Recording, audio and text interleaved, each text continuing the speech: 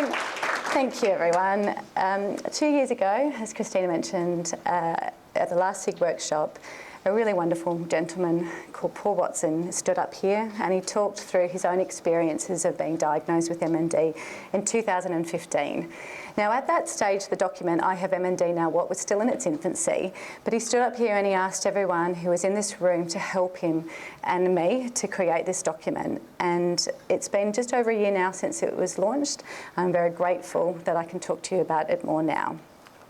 So the aims of the talk today is really just to give a bit of a background history of how I Have MND Now What came about, to talk through the process of its development, including our collaboration with MND New South Wales, to talk about the launch of the final product and what now. So just a gratuitous pic of where we live in the Illawarra, which is really where I met Paul. And we're really lucky down there because we do have a very collaborative approach between the teams of our New South Wales health team, the private therapists and NDIS registered professionals down there, as well as our local MND advisor and our coordinator of support. And without that collaboration, this never would have jumped to where it is now. It would have been in January 2017, I went to Paul for just an updated review of physio review at his house, and we went into his bathroom, which had been newly modified, and he said to me, "Come and have a look at these things. I'm not happy with them, some things." He tried to push his toilet flush and he couldn't because it wasn't raised up, the buttons from the cistern, so he couldn't use it. He couldn't open the door. He couldn't reach the towel rail. And he said, "I think we need to write a list and we need to write down all the things that I'm not happy with, that I want to make better so that this sort of thing doesn't happen again." Now, he said, "Let's do this," and I'm like, "Okay." And I think if I'd known now what that list was going to be, I may not have said yes. But I'm going to let Paul explain it because he says it so well as to why this list came about. So just press Hi, I'm Paul Watson. I have motor neurone disease. Back in 2014, I was asked, I noticed that there were some issues with my leg. I couldn't walk properly, I couldn't run. I saw a GP and the GP said, "Well, we'll send you to a neurologist," and after that he referred me on to a Dr. Wollongong, went through a series of diagnostic tests. He still wasn't sure, so he referred me to another specialist in Sydney. And from there, in April 15, I got the diagnosis that I had motor neurone disease. As you can expect, it was quite daunting. Where do you go? Because he was a busy doctor, he said, "Look, I'll see you in 6 months." I was given no information, no support, no network connections, no one to talk to. So a little while later, on the way home, my wife and I were having a discussion, and we were wondering, what do we say to the kids? What do we tell our work friends? What do we do now? So a couple of months went by and my wife contacted the MND Association in New South Wales.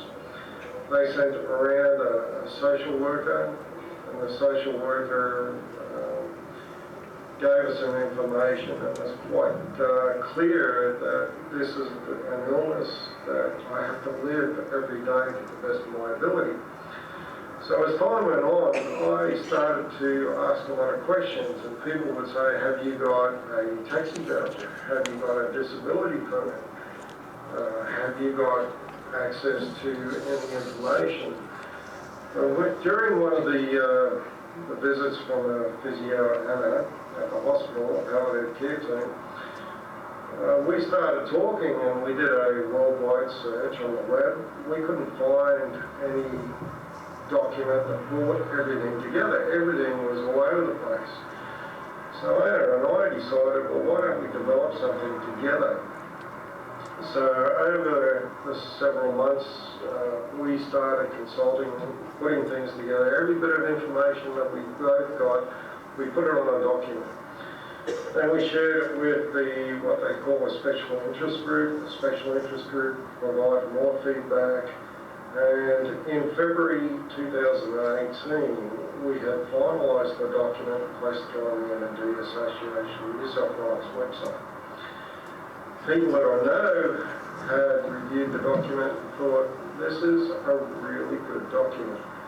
It's not only for people with MND, it can be used for people with MS, it can be used for people just with disabilities, it can be used any area at all.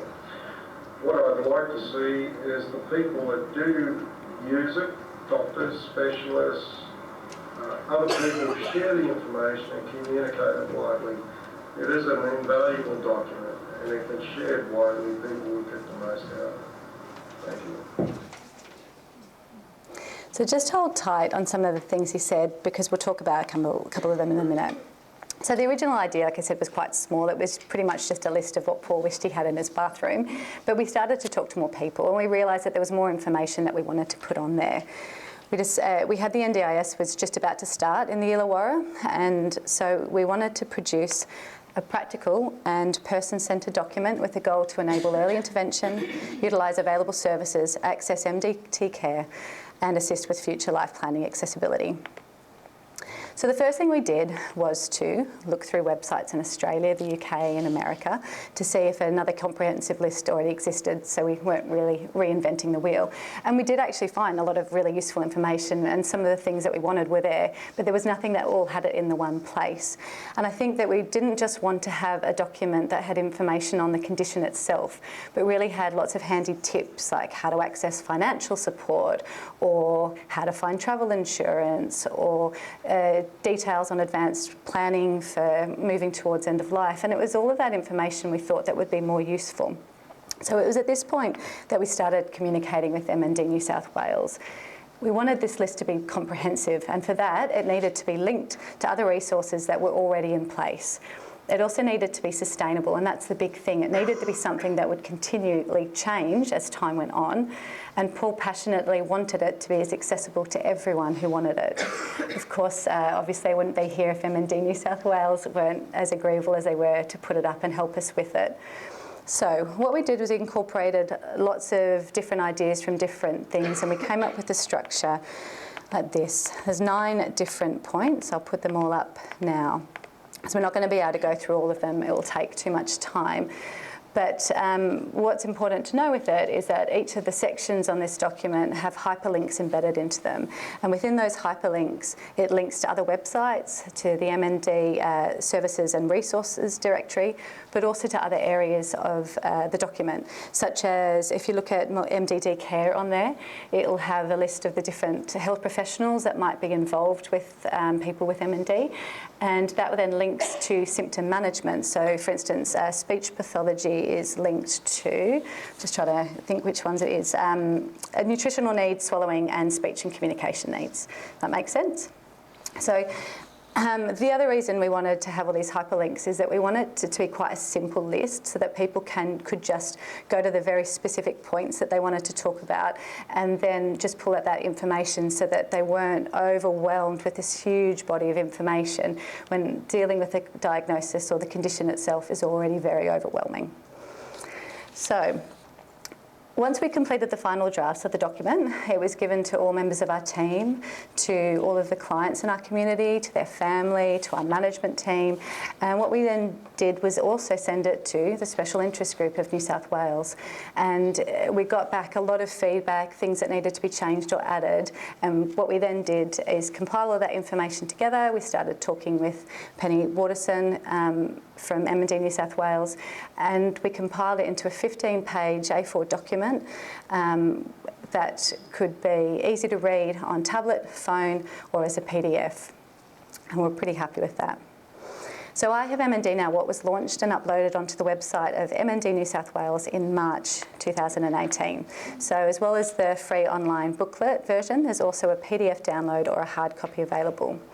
Now, since the launch, that's March 2018 till May 2019, when we looked at the data, the document's been viewed, has had 7,055 page views from 896 people, which we're pretty happy with. If you're not one of those 896 people, shame on you. This is what it looks like. On the first page is a quote from Paul. see if I can, just up here. And it says, I didn't know what I didn't know. And I hope that this has changed that by bringing it together, as he says, to make it easier for people to find the information that they're looking for. The document helps the MND affect a person from diagnosis to end of life and helps them find ways to maintain quality of life with all the different information that's in there, as well as help planning for future care. So it's great, it's on the website, we know it's being viewed, but what else can we do now? Because we don't want to just stop there. So the first thing is, everyone, read the document and give us more feedback. It's always been a collaborative document. It's never been just about us in the Illawarra. So if you keep giving information to myself, to MND New South Wales, we can keep growing this document and changing the information to make it as useful as it can be. Show the document to your clients when you're back home. Because if you do that, you can help inform and empower them to give them the best chance of the best life that they can. I think the other thing that Paul mentioned in the video is that it doesn't just have to be MND specific. Yes, a lot of it is, but there's information there that you could use for people with MS, Parkinson's, progressive neurological conditions. There's so much more that you can use it for. So if you're working in an area where you're dealing with lots of different people, then use it for those things as well. The other big thing is that when the document was initially uploaded, it's just been made for people from New South Wales, ACT and Northern Territory. But the goal of it was always to have it open to everyone in Australia. It just needs to have some adaptations. So we presented this document last year in Adelaide, and from that, then I think it's Victoria, South Australia and Queensland have all expressed interest in having that on their website. But they're still managing that now, and hopefully it will be on them fairly soon. Just got a little quote here. While it may seem small, the ripple effects of small things is extraordinary. It's by an American politician. And the reason I've put that on is that for two things. One, if you think about it, every little bit of feedback that people in this room gave was one little point, but it can make such a big difference as a document together. But the other thing is, if you're a person with MND, you can pull out one point from this document that can make a big difference in your life. So it's the smallest things can make such a difference. So before we do finish up, I want to make sure that you all know how to find the document, and I am going to put the link up, but let's have a much funner way of doing that. Pull out your mobile phones, and I'm going to make it saved on your phone. So pull up a search engine on your phone. If you don't have your phone, don't worry, I'll show you another way to do it. And when you've done that, just kind of look up at me so I can see when most people's heads are up. Okay, type in, I have MND, now what? And the first link that should come up will be this one just here. Now, when you've got that link up, it will have a page and there's a document that you can see directly on it. If you click on that, you've got an easy to read booklet immediately. Alternatively, at the bottom of the page, there's a PDF link. If you click on that, you can actually save the PDF to your phone on iBooks or a document viewer or whatever you have on your phone. And so it's in your phone at all times. The other website I'm going to put up there is also the Services and Resources Directory, which I think is really, really important as well. Now, the other thing is in your booklets that you got given today, there's also a pamphlet with Paul's lovely face on it. That also has information on it as well. So you can have a look at that later if you didn't bring your phone in here with you now. So before we finish up, and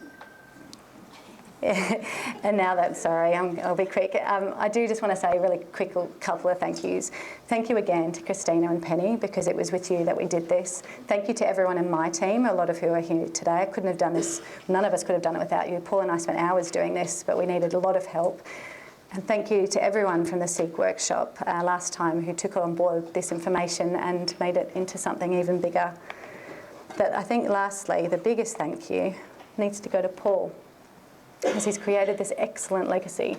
And what is really nice is that he was able to use the information for himself before he died, but also he was aware about how much it was growing before he died too, and it was with great pleasure that we could tell him that. Thank you very much.